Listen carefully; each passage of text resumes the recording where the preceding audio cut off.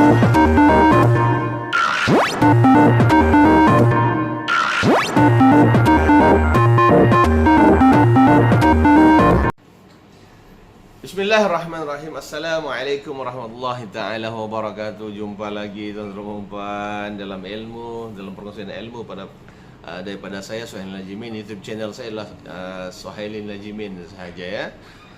Type saja dalam YouTube itu Suhail Najimin insyaAllah. Jangan lupa subscribe, like dan komen insyaAllah untuk kita semua ini. Ini ilmu Islam kita kena perkembangkan, kongsikan melalui dalam medium-medium. Bukan sebab kita lihat antara medium-medium lain digunakan untuk medium-medium dalam YouTube itu YouTube dan semua tube-tube lain itu digunakan untuk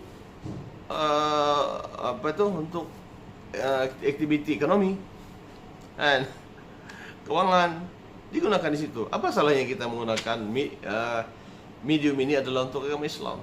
Untuk agama Islam, untuk agama kita lah, untuk memperbaiki kita punya ilmu apa yang Islam suruh. Oke, teman-teman, hari ini saya akan berkongsi tentang dosa-dosa besar yang menurut Islam, yang mana dia boleh menghancurkan umat Islam. Nauzubillah lah. Yang seterusnya adalah tentang qazaf. Qazaf ini adalah dalam bahasa Arab yang mana ada terjemahan terus langsung adalah menuduh zina. Menuduh seseorang itu melakukan zina. Alhamdulillah. Maksud qazaf ialah menuduh seseorang yang baik. Orang yang baik ini melakukan zina tanpa 4 orang saksi lelaki yang adil. Itu namanya qazaf. Dan hukum qazaf, perbuatan ini merupakan perbuatan yang haram, kejam dan keji serta mendapat kutukan daripada Allah Subhanahu wa taala. Tuan-tuan yang dari sekalian, ada manusia ini yang hati dia dengki. Benda ini berlaku pada zaman Rasulullah SAW, di mana Aisyah, istri Rasulullah SAW ini dituduh. Ada yang tuduh, orang-orang Yahudi menuduh something berlaku yang menyebabkan Rasulullah pun jadi marah. Allahu Akbar, nauzubillah lah, berlaku bagi kita dan berlaku pada umat-umat selepas Rasulullah SAW dan sebelumnya pun berlaku. Nauzubillah lah. Jadi macam mana keadaan ini? Sebab pengharapan qazaf ini, yaitu menuduh orang-orang yang baik ini melakukan zina tanpa ada saksi lelaki yang adil. Dan hukum ini dalam Islam memang haram, kalau dia boleh kesan kepada individu tersebut. Jatuh marwah, Pak. Kemudian penuduh ini akan mendapat kutukan dari Allah Subhanahu wa taala. Sebab pengharaman kerana dia akan menghancurkan masa depan yang dituduh. Hancur masa depan yang dituduh, tuan-tuan, Allah Akbar. Satu tuduhan yang keji terhadap dia. Ini adalah satu dia boleh menghancurkan, hancur sehancur-hancurnya. Dan yang kedua adalah menjatuhkan marwah tertuduh dan keluarga tertuduh. Bukan setakat yang dituduh itu sahaja akan jatuh marwah dia, tetapi ahli keluarga dia pun tertuduh. Boleh menghancurkan kehidupan keluarga yang harmoni. Yang ketiga, memberikan tekanan jiwa kepada tertuduh dan keluarga. Tekanan, tahu tak tekanan? Jiwa tertekan. Itulah Islam mengharamkannya. Yang ketiga, menyebabkan timbul perasaan dendam dan pergaduhan. Syaitan amat suka pergaduhan di kalangan manusia. Karena syaitan ataupun iblis telah berjanji depan Allah Subhanahu wa taala bahawa musuh utama dia ialah manusia. Dirakamkan dalam Al-Quran, musuh manusia adalah iblis. Jadi dan syaitan inilah syaitan merupakan orang suruhan iblis. Orang suruhan. Dia suruh iblis, kau pergi. Syaitan ini macam-macam jenis. Di kalangan jin. Allah Akbar, alhamdulillah. Dia akan menimbulkan dalam hati manusia ini perasaan dendam, tuan-tuan, dan juga dendam. Dan kemudian syaitan akan cuba melaga-lagakan, dia silagakanlah. Dia itu akan wujud dalam hati ini keraguan. Yang mewujudkan keraguan adalah syaitan dalam hati kita ini. Diceritakan juga macam mana Nabi Adam AS dan juga istrinya. Kita punya datulah Hawa di syurga. Syaitan dan perempuan malu mewujudkan satu keraguan. Wahai Adam, mahukah aku tunjukkan kepada kamu satu buah yang boleh membuatkan engkau hidup lama selama-lamanya? Itu kata syaitan kepada Nabi Adam alaihissalam. Itu bilang, padahal buah itu adalah buah khuldi yang Allah bagi tahu bahwa dia adalah larangan, buah larangan di surga. Maka Nabi Adam terpedaya dan Nabi Adam makan bersama dengan setiap dan makhluk-makhluk yang terlibat dalam kisah ini semuanya berada di muka bumi. Yang pertama manusia lah, Nabi Adam dan Siti Hawa. Yang kedua syaitan, yang ketiga ular. Ular ini menjadi bahan untuk sampai syaitan masuk ke dalam mulut ular, dan ular sampaikan dia kepada sana. Mana buah itu? Buah itu mana pula? Buah itu berada di bumi. Allahu Akbar.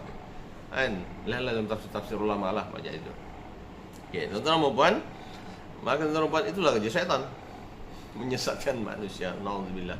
Selalu baca nauzubillah minasyaitonir rajim. Nauzubillah minasyaitonir rajim. Ya Allahumma iyyaka na'budu wa iyyaka nasta'in. Ihdinas siratal mustaqim ya Allah. Insyaallah. Kemudian hukuman bagi pelaku qazaf ialah 80 kali sebatan.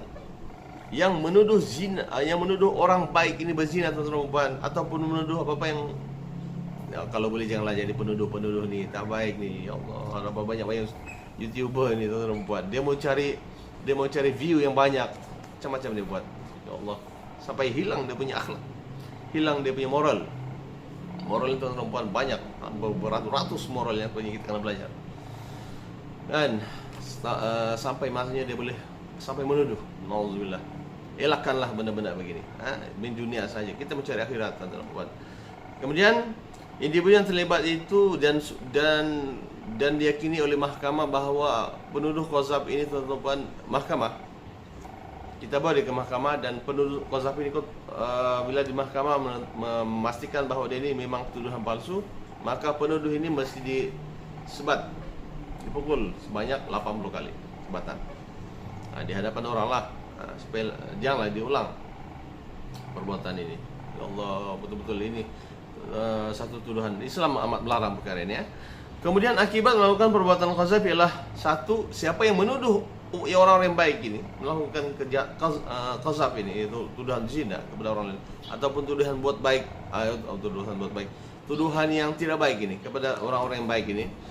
Satu, dia akan mendapat azab yang besar dari Allah Subhanahu Wa Taala. Azab bila dia bayangkanlah, bila dia menuduh saja, kemudian dia sudah tuduh, dia besar-besarkan pula dia, ini jadi fitnah semuanya, menghancurkan masyarakat. Dituduh saja tuan-tuan dan puan, bila dia tuduh jahat sebenarnya azab Allah sedang menanti. Macam Allah sudah tahu tuan-tuan dan puan apa yang berlaku sebenarnya. Azab sedang menanti bagi dia sampailah ke hari kiamat. Nauzubillah lah. Yang kedua adalah kehidupan masyarakat kucar-kacir akibat melakukan perbuatan qazaf ini. Kehidupan masyarakat tuan-tuan kucar-kacir. Bayangkan kalau semuanya menuduh.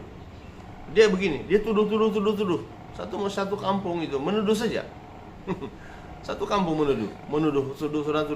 Dia macam satu budaya tuan-tuan puan. Dia akan menghancurkan masyarakat.